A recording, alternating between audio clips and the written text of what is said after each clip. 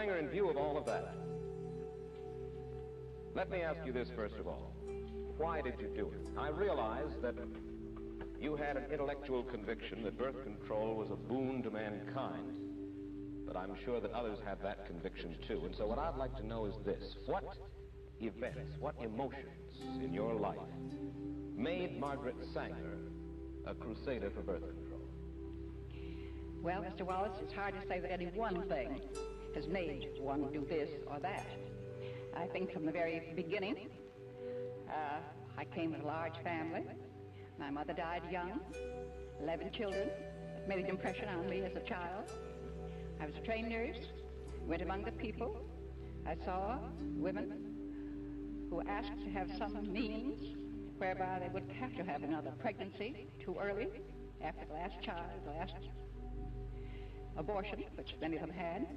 So there's a number of things that are one after the other that really made you feel that you had to do something. There are some other possible reasons that suggest themselves on reading your biography by Lawrence later. Your mother, as you say, died prematurely after bearing 11 children. She was born a Catholic, was she not? She was born a Catholic, yes. And your father was a sort of a village atheist who clashed with church authorities, and because of his atheism, his earnings dwindled under community pressure. You and your brothers and sisters were known as, quote, children of the devil, end quote. Could it be then that in part at least you were driven emotionally toward the birth control movement because of antagonism toward the church, because that was a way to fight the church? No, I don't think I had anything of the kind in mind. I was what I would call a born humanitarian. I don't like to see people suffer. I don't like to see cruelty, even to this day. And in nursing, you see a great deal of cruelty and unnecessary suffering. At that time, there was no opposition as far as the church was concerned, any church. It was mainly the law, the federal law and state laws that one had to think of. The church was not in my mind at all. Well, in going after your motive, then, and I will press you just a little bit more about that and then get to the specifics of this evening. But in your motive, in the movement, is it possible that the movement itself, the feeling of wanting to do anything that you felt was important, that perhaps that moved you a good deal? Because the fact remains that you led a movement against overwhelming pressures that stemmed back to centuries, and in doing so, according to your autobiography, you even left your first husband. And you wrote this to a friend, Mrs. Sanger. You said, "Where is the man to give me what the movement gives in joy and interest and freedom?" Now, what was this joy, this freedom that you craved? Well, I don't remember that letter, who it was written, but I think that it was not a question of marriage at all. There was a certain satisfaction in doing something that was going to alleviate the sufferings of women in particular, and I was quite a feminist at the time. And yes, and I naturally didn't want to see women take all the suffering of childbearing and of pregnancies. So it was a pleasure in a sense. I think that you were striking at an archaic law, which it was. Put it on the statute books by Anthony Comstock some years ago, and no one had stood up against it. No one had tried to change the laws. And at that time, not even a doctor had a right to use the United States mails and common carriers for books, for learning, for anything that he had to do with this question. It was considered obscene. The whole question was considered obscene. Mrs. Sanger, you have helped to spread the birth control movement not only here in the United States, but in Europe and the Orient as well. Why? Why is birth control of such vital importance internationally? Is it just to save women's suffering? Is that the only reason in your mind? Well, not entirely. The population question is a great concern today, and the rate at which the births come in to we're saving them now. At one time, the children died. They didn't have the food. Today, our population all over the world is getting certainly better consideration and better conditions than they had at the time that I was there. I went to every country because I was invited. And I did spread go into the country myself. I was invited to go to Japan and to speak there, have 8 lectures on the question of birth control and peace. Well, do you believe that birth control is essential if we want to keep millions of people across the world from starving? Is that your thesis? Say it again. Do you feel that birth control is essential to keep millions of people across the world from starving? Well, I think the birth control, if you keep the population more or less static until you pick up your resources, certainly you'll prevent their starving. Well, what's more important, birth control or picking up the resources? Well, picking up the resources, there's just a limit to that, too. There's just so much. Take Japan.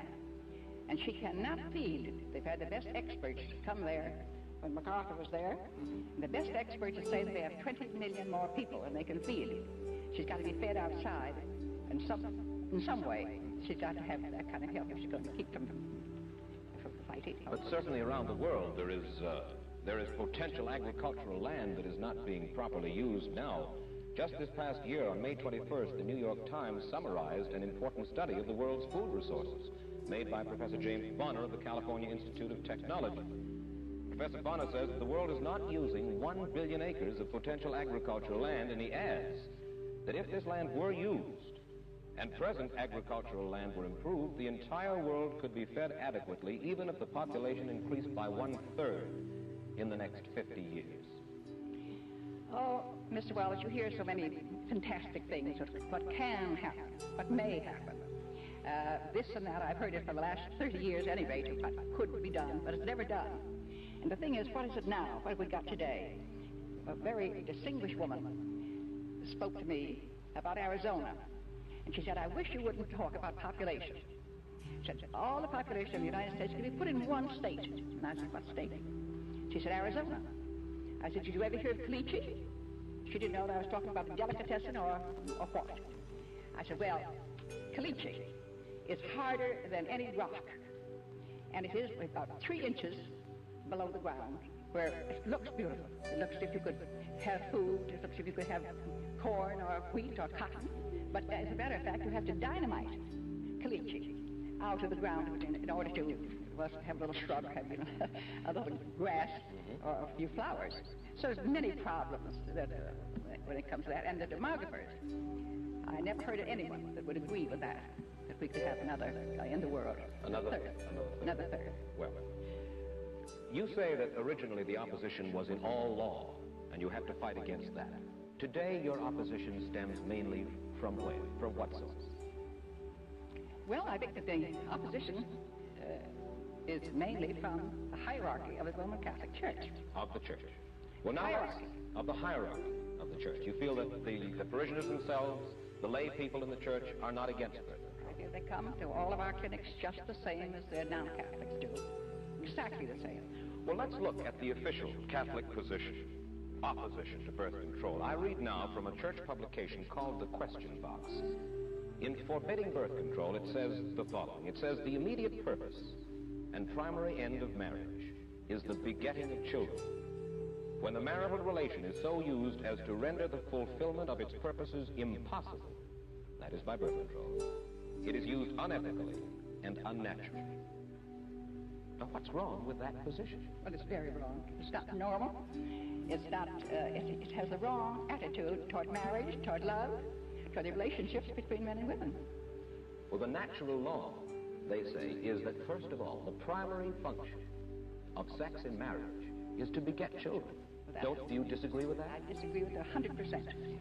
Your feeling is what? My feeling is love and the attraction between men and women. In many cases, the very finest relationship has nothing to do with bearing a child. It's secondary. Many times we know that. You see your birth rate. You talk to people who have very happy marriages and they're not having babies every year. Yes, I think that's a celibate attitude. Surely.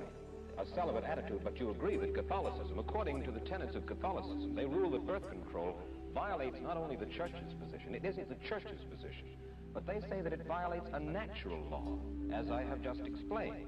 Therefore, birth control is a sin, no matter who practices it. Now, the violation of the natural law, according, you certainly can take no issue with the natural law as the hierarchy of the Catholic Church regards it. Well, I certainly do take issue with it. I think it's untrue, and I think it's unnatural. Well, let me ask Everything you... bears it out that it's an unnatural attitude to take. And how do they know? I mean, after all, they're celibates. They don't know love. They don't know marriage. They know nothing about bringing up children or any of the marriage problems of life. And yet they speak to people as if they were God. Let me ask you this question. Suppose a healthy, a well-to-do couple decide for some reason never to have children, use birth control all their lives. Would you say that your methods are being misused, Mrs. Sanger? Not if they were intelligent people, and they had some reason for thinking of children as a responsibility, or some disease that they might have that they wouldn't like to pass on to a child. And I think it would be a very unselfish attitude for them to take if there is a disease. No, I say a healthy, well-to-do couple. A couple that just doesn't want children, and for that reason they use birth control all the way. Do you think that that is a misuse of your method? I don't think it's a misuse. I think if they're intelligent adults, they must know what they want. They must manage their lives themselves. And certainly there's nothing birth control than there is in other things that you might deny yourself. I've asked you your motives a little while ago at the beginning of the program, your motives in working for birth control as hard as you have for as many years as you have. You reject the principal Catholic argument against birth control as being totally invalid. What do you think the motive of the Church in forbidding birth control? You'd have to ask a Catholic that. I couldn't say what their motive is. Well, you couldn't say officially what their motive is, but you certainly must have an opinion about it, Mrs. Sanger. Well, I don't have much to do with the hierarchy, and I know that the people that come to our organization and want to have the same methods, or whatever it is that one can have to prevent a pregnancy, that those women will say to us, we ask their religion very often, and they say, I am a Catholic, I'm raised in the Catholic Church. My church is wrong on this. This is the one thing. I will never be anything else, but my church is wrong on this one thing. And that is said over and over and over again. So what the motive is? Well, you won't hazard a guess. I don't care to. Thank you.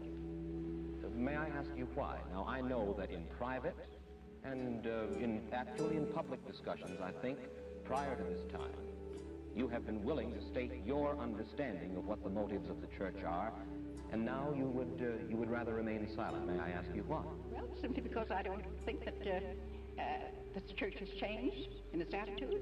Some of the hierarchy have changed their attitude. You can't say the same thing that you might have said a year ago or 2 years ago as to your belief or as to your opinion. And